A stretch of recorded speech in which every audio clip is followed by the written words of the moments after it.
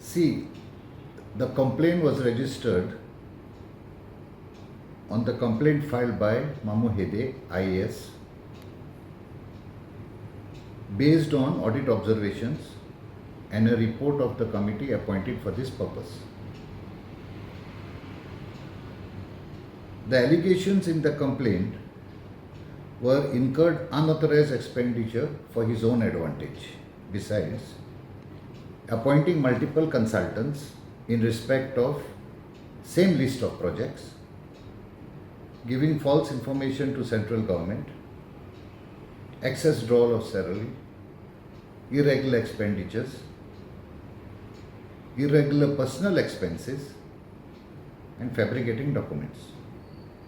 So basically it's a criminal misconduct by fraudulently misappropriating government funds, thereby causing loss to state exchequer.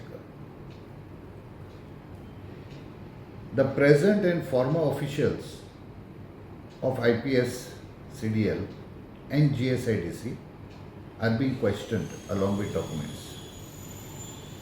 The scope of investigation requires detailed and thorough examination of documents and witnesses for the period from 2018 to 2020.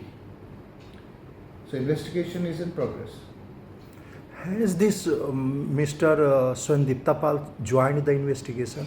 At the appropriate time, we will get him joined.